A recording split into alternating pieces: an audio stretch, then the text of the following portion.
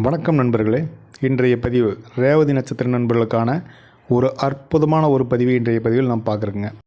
ஒரே ராசியில் 4 கிரகங்கள், அதுவும் உங்கள் ஜென்ம நட்சத்திரத்தில் வானமண்டலத்தில் நிகழக்கூடிய இந்த அபூர்வ சதுர்கிரகி யோகம் ரேவதி நட்சத்திர நண்பர்களுடைய வாழ்க்கையை புரட்டி போடக்கூடிய அளவுக்கு மாற்றங்களை தரப்போகிறதா, இல்லை புதிய சவால்களை உருவாக்க காத்திருக்குதா, உங்களுக்கான அதிர்ஷ்ட காற்று உங்கள் பக்கம் வீசப்போகுதா அப்படிங்கிற ரகசியத்தை தெரிந்து கொள்ளக்கூடிய பதிவாக இந்த பதிவு ரேவதி நட்சத்திர நண்பர்களுக்கு இருக்கும். விசுவாவசு வருடம் பங்குனி மாதம் 4ஆம் தேதி, அதாவது மார்ச் மாதம் 18ஆம் தேதி அன்னைக்கு மீன ராசியில், அதாவது உங்களுடைய சொந்த ராசியில் சந்திர பகவான், சனி பகவான், சூரிய பகவான் கூட சுக்கிர பகவான் ஆகிய 4 கிரகங்கள் ஒன்றாக சங்கமித்துள்ளது. இந்த 4 கிரகங்களுடைய சேர்க்கை சதுர்கிரகி யோகம் அப்படிங்கிற ஒரு அற்புதமான யோகத்தை ரேவதி நட்சத்திர நண்பர்களுக்கு உருவாக்கியிருக்கு. உங்களுடைய ராசியினுடைய கடைசி நட்சத்திரமாக உங்களுடைய நட்சத்திரம் வருது. இந்த ரேவதி நட்சத்திரத்தில் பிறந்தவங்களுக்கு இந்த கிரக கூட்டணியால் ஏற்படக்கூடிய பலன்கள் என்ன, அதுவும் இந்த சனி திசை காலத்தில் அப்படிங்கிறத நீங்கள் நம்ம பார்க்குறோம். முதல்ல நாம் பார்க்குறது பொருளாதாரத்தையோ தொழிலையோ பார்க்க போகிறதில்ல. முதல்ல மனம் மற்றும் உடல்நிலை, அதுதான் நம்மளுக்கு முக்கியம். அப்படி பார்க்கும்போது சந்திரன் மற்றும் சனியினுடைய சேர்க்கை இது பார்த்திங்கன்னா புணர்ப்பு தோஷம் அப்படிங்கிற நிலையை உருவாக்குது. இதனால் என்ன ஆகுதுன்னா, தேவையற்ற மன அழுத்தம், மனக்குழப்பங்கள், முடிவெடுக்க முடியாத நிலை இதெல்லாமே உருவாவதற்கு வாய்ப்பு இருக்குது. அடுத்ததாக உங்களுடைய ராசிக்கு, அதாவது மீனராசிக்கு தற்போது 7.5 சனியினுடைய ஒரு காலம், அதாவது ஜென்ம சனி நடந்துகிட்டு இருக்கிறதுனால உடல் நலத்தில் அக்கறையாக இருக்க வேணும் அப்படிங்கிறது ரொம்ப ரொம்ப அவசியம். குறிப்பாக பல் சார்ந்த பிரச்சனை, காது கண் சார்ந்த பிரச்சனை, உணவு குழாய் சார்ந்த பிரச்சனை, வயிறு சார்ந்த பிரச்சனைகள் ஏற்படுவதற்கு நிறைய வாய்ப்பு இருக்கிறதுனால கொஞ்சம் கவனமாக இருக்கணும்.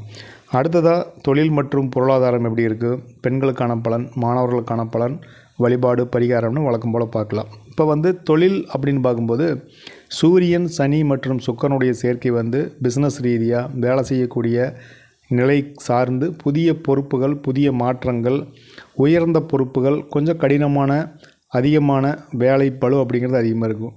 சுக்கிர பகவானுடைய தாக்கம் அப்படிங்கிறது சில பேருக்கு திடீர்னு அதிர்ஷ்டம் வருவது, திடீர் வருமான உயர்வு, ஆடம்பர செலவுகள் ஏற்படுவது, அல்லது வீடு புனரமைப்பது, வண்டி வாகனத்தை சரி செய்வது அப்படிங்கிற மாதிரி ஒரு எக்ஸ்ட்ரா செலவு அப்படிங்கிறது தயாராக இருக்குது. அதே சமயம் சனி பகவானுடைய பார்வை அப்படிங்கிறது நீங்கள் புதுசாக இன்வெஸ்ட்மெண்ட் பண்ணுறீங்க, அல்லது புதுசாக ஒரு பிரான்ச் ஸ்டார்ட் பண்ணுறீங்க, புதிய முதலீடுகள் உங்கள் பிஸ்னஸுக்கு போடுறீங்க அப்படின்னா கொஞ்சம் கூடுதல் கவனம், ஆலோசனையை பெற்று நீங்கள் எதையும் செய்வது, சுயஜாதகத்தை செக் பண்ணிவிட்டு பண்ணுறது எல்லாமே ரொம்ப ரொம்ப இம்பார்ட்டன்ட். அதே மாதிரி ரேவதி நட்சத்திரம் மீனராசியில் வரக்கூடிய ஒரு மிக அற்புதமான நட்சத்திரம். இந்த காலத்தில் ஆன்மீகம் சார்ந்து பயணங்கள் செல்வது, வழிபாடு, குலதெய்வ வழிபாடு, ஆலய திருவிழாக்கள் மாதிரி ஆன்மீக பயணம் அல்லது தியானம் சார்ந்து ஆர்வம் காட்டுவது, இது மாதிரி ஸ்பிரிச்சுவலாக ஒரு இன்ட்ரெஸ்ட் அதிகமாக இருக்கும்.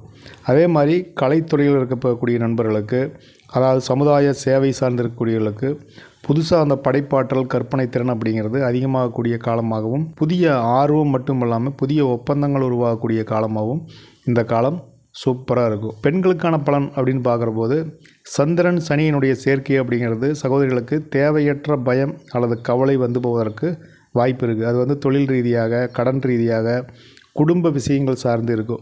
ஸோ அதனால் குடும்ப விஷயங்களில் அமைதி காற்பது, அதே போல் வாழ்க்கை துணையை அனுசரித்து நடப்பது, குடும்ப பெரியோர்களிடம் ஆலோசனை மற்றும் அனுசரணையுடன் நடந்து கொள்வது ரொம்ப ரொம்ப நல்லது.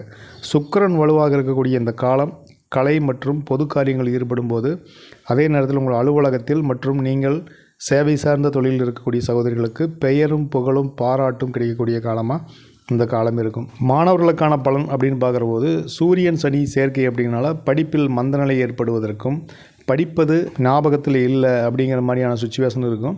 ஸோ அதனால் அதிகாலை எழுந்து படிக்கிறது ஞாபக சக்தியை அதிகரிக்கும், மனதில் நிற்கும், ஒரு முறைக்கு 2 முறை எழுதி பார்ப்பது, ஆசிரியர் பெற்றோருடைய வழிகாட்டுதல் படி நடக்கும்போது பெரிய வெற்றியை பெறக்கூடிய காலமாக இந்த காலம் இருக்கும்.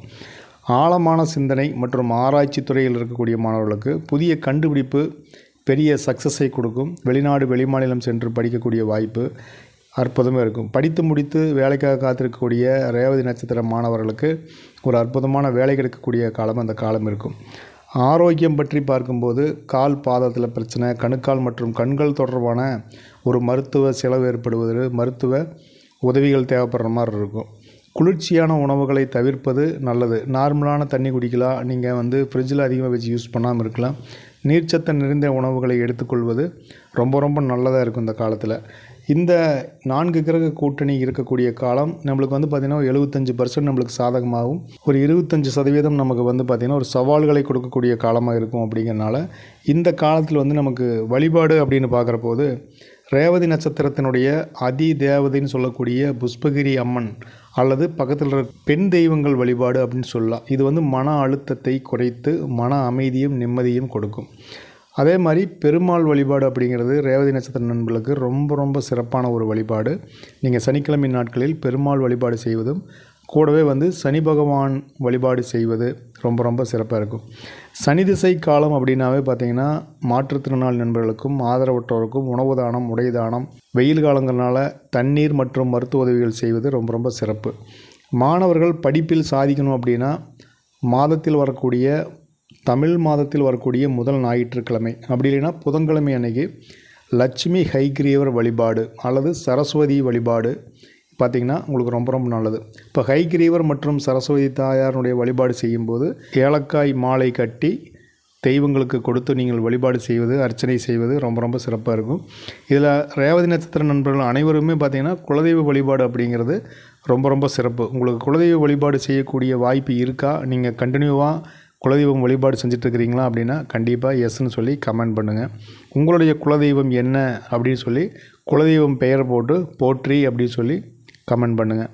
நண்பர்களே, இந்த பதிவு ரேவதி நட்சத்திர நண்பர்களுக்கு இந்த விசுவாவசு வருடம் பங்குனி மாதம் 4ஆம் தேதி நடைபெற்ற 4 கிரகனுடைய கூட்டணி உங்களுக்கு சதுர்கிரகி யோகம் சொல்லக்கூடிய அந்த யோகத்தை உருவாக்கியிருக்கு.